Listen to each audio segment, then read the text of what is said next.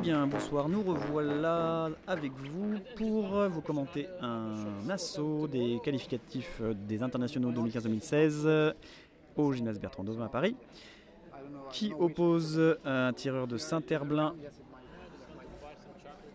dont je vais retrouver le nom tout de suite. Je cherche. C'est Ronan Chenet contre Adrien Lemau, bien sûr. Gavi est là, heureusement. Donc nous avons en jaune Ronan Chenet et en bleu Adrien Lemau de Quimper. Et le match, l'assaut vient d'être lancé par Bertrand Dubreuil, arbitre et néanmoins président du comité national. Alors un échange de parade-riposte pour commencer, donc deux tireurs qui se cherchent, qui vont tenter malgré la fatigue des assauts de la journée de rester techniquement propre, de ne pas dégrader. Et de toute façon Bertrand sera là pour sanctionner le cas échéant et faire en sorte que l'assaut se passe dans les meilleures conditions. Absolument, on voit que Bertrand commence déjà à arrêter les tireurs au bout de quelques secondes, dès qu'il voit le moindre souci, défaut technique, merci, il commence à fatiguer aussi, pour guider les tireurs vers un assaut plus propre. Oui, éviter que ça se dégrade et que finalement les juges ne puissent absolument pas distribuer de points. Voilà. Donc il vaut mieux diminuer la vitesse et s'appliquer techniquement et marquer des points des deux côtés, plutôt que d'aller vite et de ne marquer absolument aucun point, voire d'être sanctionné, parce que finalement le grand risque là c'est de perdre des points et puis de ne pas avoir un score favorable. Absolument. Donc on voit là le tireur bleu, donc Adrien, c'est bien ça, Adrien de Quimper, faire des séries de parades assez rapides, assez impressionnantes, pas forcément ponctuer de la riposte nécessaire à marquer. Un problème apparemment. Ouais, c'est une compréhension entre l'arbitre et le juge numéro 1 pour savoir à qui attribuer le défaut technique, la pénalité pour défaut technique et accessoirement pour respect du plan. Voilà, donc on voit le tireur jaune de Saint-Herblain vraiment être très productif. Là où le Adrien, donc de tireur bleu, lui est vraiment dans la défense et dans la recherche de la parade riposte, mais j'ai l'impression.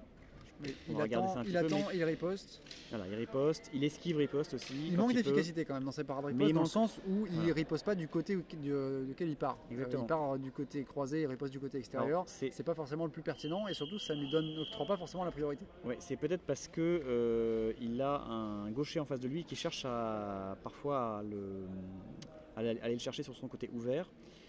Ça peut arriver parfois qu'on part à droite un gaucher, donc qui nous arrive donc par la droite, et du coup on va chercher l'autre côté en riposte, mais comme tu dis Xavier, c'est vrai que ça peut faire perdre la priorité si l'attaque n'est pas assez rapide.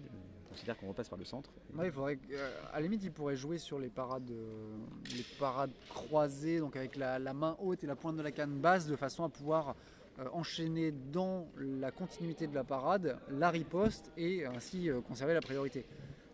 Parce que c'est sur ça qu'est définie la règle, c'est-à-dire que celui qui a la priorité, c'est le premier qui arme, et en cas de parade riposte, pour être le premier qui arme, il faut que la riposte arrive dans la continuité de la parade. Sans ça, on n'a pas la priorité et on risque sur une remise d'attaque du tireur en face de ne pas avoir la priorité en cas de touche double et qu'elle soit donnée à l'adversaire. Alors nous avons problème de fente, donc un problème très classique en fin de journée quand les tireurs sont fatigués, ils descendent moins bas. Et un problème de distance apparemment également signalé par les juges. J'ai l'impression que c'est un problème récurrent dans cette compétition. Alors je ne sais pas si c'est des directives particulières, mais c'est loin d'être le premier assaut où j'entends des remarques sur un problème de distance. Et très joli touche en flanc de la part d'Adrien sur un échange de parade-riposte. Qui a fini par peut-être se décider à riposter en fait rapidement, même si c'est du côté fermé. Et ça peut payer. Ça peut payer, surtout petite touche en flanc sur le saut adverse. Gaucher notre ami de Saint-Herblain, mais j'ai l'impression que finalement il a repris sa canne de la main droite. Peut-être qu'il est ambidextre, peut-être qu'il est simplement ambidextre. Il a l'air simplement effectivement, de prendre pas mal sa canne de la main gauche, mais pas forcément être gaucher. Je pense pas. Au vu de ces coups-là, ça m'étonnerait. Mais par contre, il est assez. Il revient plus facilement à droite, effectivement. Ça doit être un droitier quand même. Donc, mais les ripostes dont je parlais tout à l'heure étaient effectivement faites en prise gauchère, on va dire ça comme ça. Et du coup, du côté fermé. Oui, il doit jouer beaucoup sur le changement de garde défensif. Là, on le voit sur l'attaque du tireur bleu, donc d'Adrien. il a changé de garde pour protéger son côté ouvert et éviter d'être touché. Donc c'est une stratégie défensive. Très belle touche. Ouais, stratégie défensive qui paye, hein, on ne pourrait pas croire qu'on est plus rapide, mais en fait la coordination gauche-droite fait que c'est plus facile de parer du côté duquel on est attaqué. Voilà. Alors un arrêt sur un problème de trajectoire. Et effectivement là c'est un peu la fatigue je pense, mais aussi le fait que la riposte doit être rapide, et quand on essaie de riposter rapidement souvent on bâcle le coup. Voilà, mais il y a très beaux échanges, hein. Vraiment je sais pas ce que tu en penses, mais je pense que ce sont des tireurs qui ont un bon niveau et qui sont pas sales comme on dit, c'est-à-dire qu'ils ne sont pas uniquement dans l'offensive non plus. Voilà, ils vont pas chercher à détruire leur adversaire, à ruer leur adversaire de coups. Au contraire, ils vont chercher la parade de riposte, ils vont chercher des changements de main, ils vont chercher des placements tactiques. Ouais. Et donc du coup ça donne quelque chose de très propre, de très agréable à regarder. Voilà, des feintes comme vient de faire Ronan par exemple. Il peut chercher, ça peut être effectivement une opportunité, surtout si en face il est sur la parade riposte. La feinte peut très bien marcher. Et la reprise de main, très bel échange de parade riposte. Donc il était le dernier, Adrien, à reprendre la main. Ouais. Et c'est lui qui a touché au final. Exactement. Donc bonne stratégie de la part d'Adrien. Il est vraisemblable que là il soit peut-être un peu devant, justement, devant Ronan qui arrive peut-être moins à trouver une ouverture chez son adversaire. Oui, j'ai envie de dire que c'est un peu la canne moderne finalement, telle qu'on a commencé à la voir ces 2-3 dernières années, c'est-à-dire un mélange entre de la tactique et de la technique qui provoque en fait une réaction chez l'adversaire, mais aussi bien physique que technique.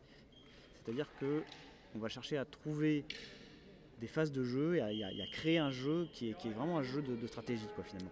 C'est beaucoup moins de physique contre physique, et c'est plus de la lecture de l'adversaire et puis de l'adaptation à l'adversaire pour essayer de trouver des failles et puis d'utiliser ces failles pour marquer des points. Exactement, je pense que la CAN va devenir un jeu de stratégie temps réel, comme on dit dans le monde des jeux vidéo.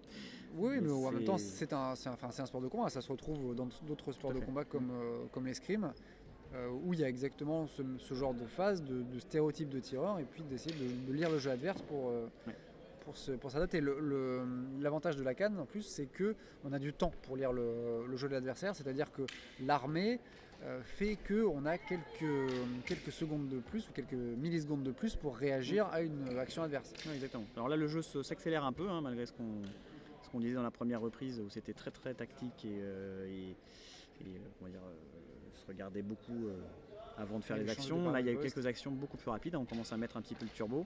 C'est-à-dire que ni l'un ni l'autre, là, à mon avis, ne savent qui est vraiment en tête. Oui. Hein. C'est pas évident. Oui.